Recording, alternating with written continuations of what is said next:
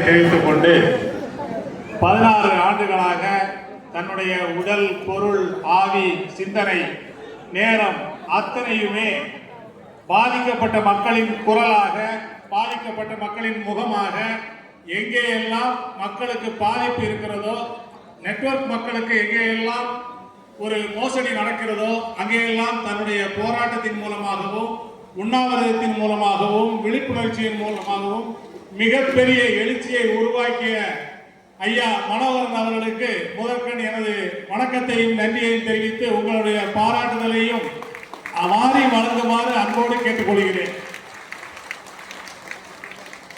Network welfare association எதற்காக, யாருக்காக? இங்கே நியாயம் கிடைக்காமல் நாதியற்று இருக்கும் நெட்வொர்க் மக்களுக்காக. இன்று எல்லா மக்களுக்கும் சங்கம் இருக்கிறது. ஆனால் நெட்வொர்க் மக்களுக்கு ஏதாவது வந்தால் எங்கேயாவது யாராவது கேட்பதற்கு நாதி இருக்கிறதா?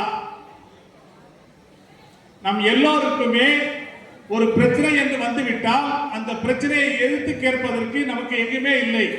இன்றைக்கு மக்கள் கோடிக்கணக்கான பணத்தை இழந்து மோசடி நிதி நிறுவனங்களிலே அவர்கள் தங்களுடைய பணத்தை முதலீடு செய்து ஒரு குறிப்பிட்ட அளவுக்கு மேலே வட்டி வரும் என்று தெரிந்தவுடன் மொத்தமாக பணத்தை இழந்து, அந்த பணத்தை இழந்த பின்னே போலீஸ் கம்ப்ளைண்ட் கொடுப்பதற்கு கூட ஒரு கலக்கத்துடன் வீட்டிலே இருக்கிறார்கள். அதையும் மீறி கம்ப்ளைண்ட் கொடுத்தால் போலீஸ் நிலையத்தில் என்ன கேட்கிறார்கள்? என்ன மரியாதை இருக்கிறது நமக்கு? இதெல்லாம் ஏமா செஞ்சீங்க, உங்கள்கிட்ட பணம் நிறைய இருந்தா எங்கிட்ட கொடுங்க அப்படின்னு அடுத்த வார்த்தை. இதுக்கு பயந்து போய் நிறைய பேர் கொடுக்கறது இல்லை. கொடுத்தாலும் திரும்பி கிடைக்குமானா கிடைக்காது. அந்த நம்பிக்கையை எல்லாருமே வளர்த்து விடுறாங்க. ஆனா 2009 திருப்பூர்ல Basi.com ஒரு நிதி நிறுவனத்தில் ஏமாந்த மக்களுக்கு 67 பேருக்கு பல லட்சம் மதிப்புள்ள பணத்தை திருப்பி வாங்கி கொடுத்தவர் தான் ஐயா மனோகரன். 2009 இருந்து இன்றைக்கு வரைக்கும் மோசடி கம்பெனிகளை நம்பாதீர்கள், பொதுமக்களே உஷார் அப்படின்ற பேனரோட நிறைய நிகழ்ச்சிகளை காஷ்மீர்ல இருந்து கன்னியாகுமரி வரைக்கும் நடத்தி மக்கள்கிட்ட விழிப்புணர்வை ஏற்படுத்தி இருக்கிறாங்க. ஆனா எத்தனை பேர் அதை கவனிக்கிறாங்க? எத்தனை பேர் அதை கேட்கிறாங்க? எங்களுக்கு தெரிஞ்சு தலைவரோட இந்த 38 மாவட்டங்களிலே நாங்க நிர்வாக குழு கூட்டத்தை கூட்டும் போது பல இடங்கள்ல எங்களுக்கு கிடைச்ச தகவல் என்ன அப்படின்னு கேட்டீங்கன்னா, முழுக்க ஒரு கம்பெனில ஏமாந்தவங்க 5 லட்சம் ஏமாந்தவங்க அடுத்த கம்பெனில 10 லட்சம் இன்வெஸ்ட் பண்றாங்க. அது ஒரு 3 மாசத்துல மூடிட்டு போனதும் அந்த 10 லட்சத்தையும் திருப்பி எடுக்கிறதுக்காக இன்னொரு கம்பெனில 20 லட்சம் இன்வெஸ்ட் பண்றாங்க. இதெல்லாம் நடந்திருக்கு. நிறைய பேர் அதில் பாதிக்கப்பட்ட மக்கள் இங்கே இருக்கீங்க. ஆனா இந்த பாதிக்கப்பட்ட மக்களுக்கு இனிமே என்ன செய்ய முடியும்? இனிமே யாரும் இன்வெஸ்ட் பண்ணாதீங்கன்னு சொல்லலாம், நீங்களும் கேட்டு செய்யாம இருக்கலாம். ஆனா இழந்த பணத்தை நம்ம திருப்பி வாங்கணும். அதுவும் ஒரு குறிப்பிட்ட காலக்கெடுவுக்குள்ள வாங்கணும். அதுவும் ஒரு நீதியரசர் தலைமையில விசாரணை கமிஷன் வேணும்ன்றத நம்முடைய கோரிக்கையா தலைவர் வச்சிருக்கிறாங்க. அடுத்தது நெட்வொர்க்கா, நீங்க நெட்வொர்க்கா பண்றீங்க, நீங்களும் பண்றீங்க அப்படின்னு ஏதோ ஒரு மோசமான தொழிலை செய்யற மாதிரி மக்கள் பேசுறாங்க. அப்போ இன்னைக்கு நம்ம யாராவது எங்கேயாவது இவ்வளவு பேர் நெட்வொர்க்கர்ஸ் இருக்கிறீங்க, எத்தனை பேர் நான் நெட்வொர்க் பண்றேன்னு மாறுதட்டி நெஞ்சு நிமித்தி சொல்றீங்க? ஒரு கல்யாண வீட்லயோ இல்ல உங்க ஃபேமிலி ஃபங்க்ஷன்லயோ இல்ல நண்பர்களை சந்திக்கும் போது நான் ஒரு நெட்வொர்க்கர் அப்படின்னு சொல்றதுக்கு எத்தனை பேருக்கு தைரியம் இருக்கு, தன்னம்பிக்கை இருக்கு? ஆனா நம்ம எல்லாருமே ஏதோ ஒரு பிசினஸ் பண்றேங்க, நல்ல பிசினஸ்ங்க அப்படிதான் சொல்லி முடிக்கணும். நீங்களும் வாங்க, உடனே நம்ம அவங்கள கூப்பிடுறோம். அது என்ன ஆகுதுன்னா, இது ஒரு ஆள் பிடிக்கிற பிசினஸ், இது ஆள் சேர்க்கிற பிசினஸ் அப்படின்னு அந்த பிசினஸ் மேல அவர் ஒரு முத்திரையை குத்திட்டு போயிடுறாரு. அது என்னன்னு கேட்கவே மாட்டேன்றாரு. ஆனா இன்னைக்கு ப்ராடக்ட் பேஸா நிறைய கம்பெனிகள் 20 வருஷத்தை கடந்து போய்கிட்டு இருக்கு, நல்லபடியா போய்கிட்டு இருக்கு, மக்களை நல்லபடியா வாழ வச்சிட்டு இருக்கு. அதுல 15 வருஷமா 20 வருஷமா செயல்படுற மக்கள் நிறைய பேர் இருக்காங்க. அப்போ சில மோசடி கம்பெனிகள் வர்றதுனால இந்தியாவை பொறுத்த வரைக்கும், தமிழ்நாட்டை பொறுத்த வரைக்கும் ஒரு திட்டம் வந்தா அந்த திட்டத்தை பயன்படுத்தி எவ்வளவு மோசடி பண்ணலாம்னு நினைக்கிறது மோசடி மன்னர்கள் தான் நிறைய பேர் இருக்காங்க.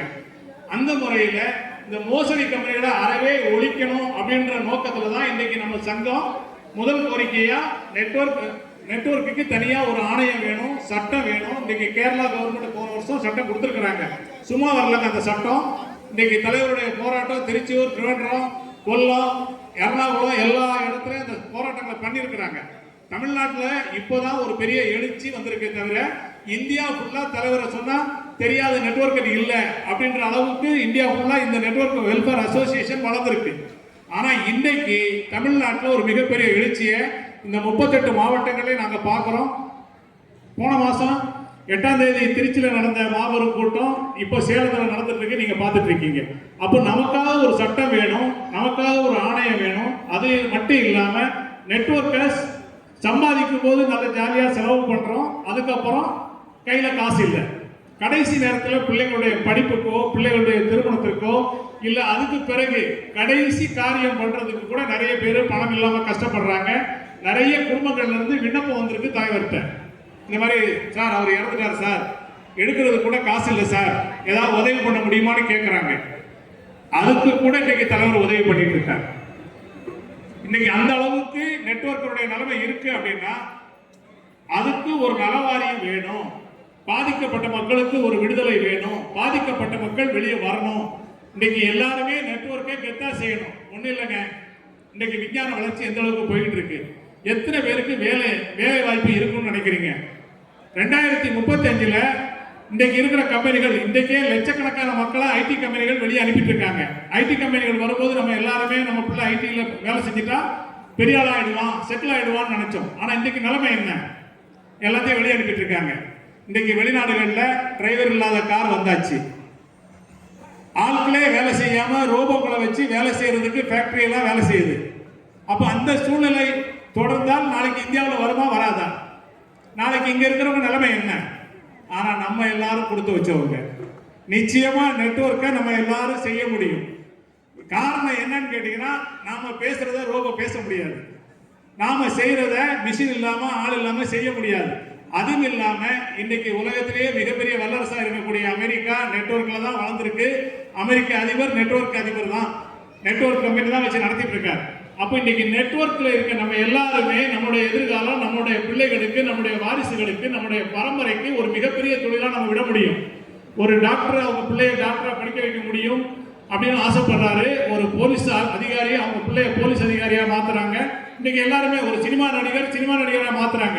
ஏன் ஒரு நெட்வொர்க்கரா மாற்றக்கூடாது? அப்போ நமக்காக சட்டமும் நமக்கான பாதுகாப்பும் இருந்தால் நம்ம நிச்சயமா செய்ய முடியும். அதனாலதான் இந்த 3 கோரிக்கையும் நம்ம முன் வச்சுதான் இன்னைக்கு தலைவர் அவர்கள் ஒரு மிகப்பெரிய நல்ல ஒரு முடிவெடுத்து இன்னைக்கு எல்லாம் செயல்பட்டு இருக்கிறோம். ஒரே ஒரு வேண்டுகோளை மட்டும் உங்க முன்னாடி வைக்கிறேன். நம்ம தொழிலுக்கு பாதுகாப்பு வேணுமா வேண்டாமா? வேணும்.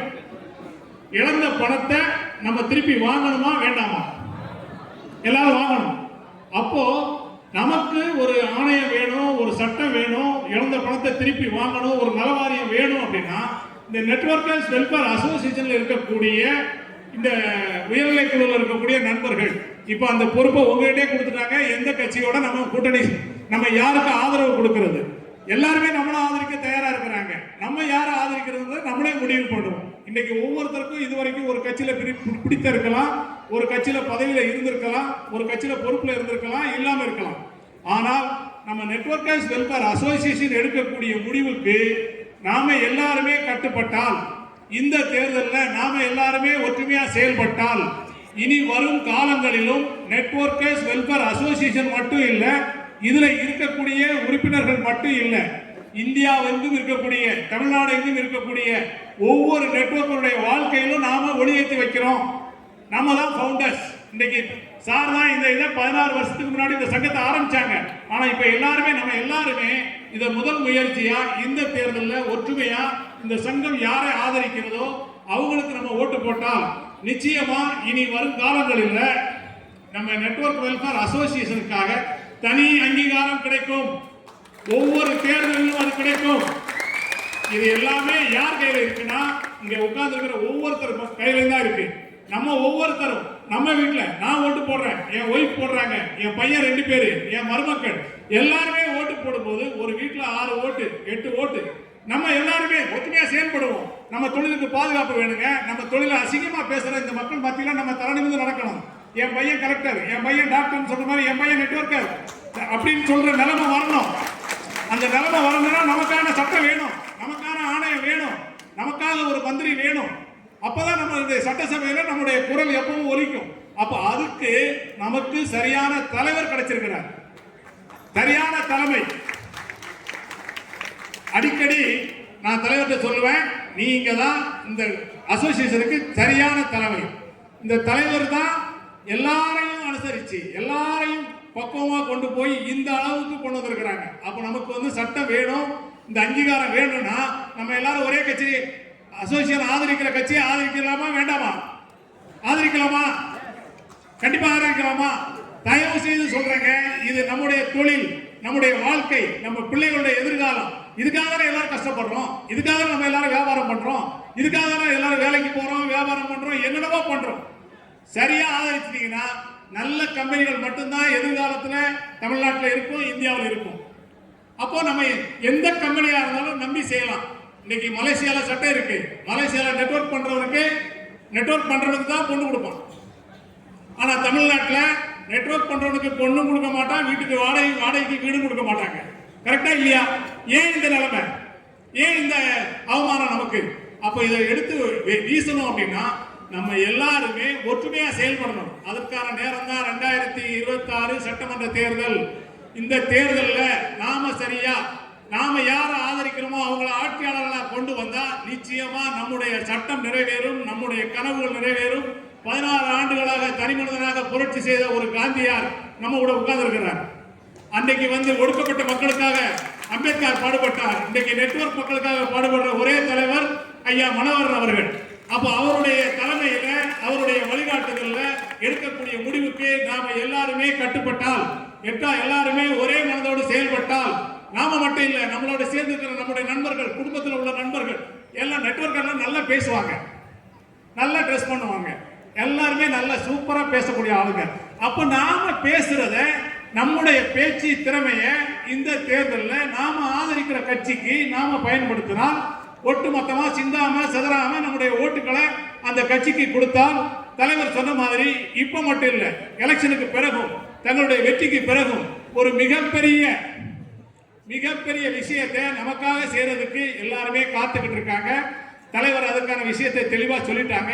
சிந்திங்க, செயல்படுங்க, ஒற்றுமையோட செயல்படுவோம். ஒன்றுபட்டால் உண்டு வாழ்வு, இல்லையே நான் சொல்லல. ஆனால் வெற்றியை நாளை சரித்திரம் சொல்லும். இப்படை தோற்கின் எப்படை வெல்லும் என்று சொல்லி என்னுடைய உரையை முடிக்கிறேன். நன்றி, வணக்கம்.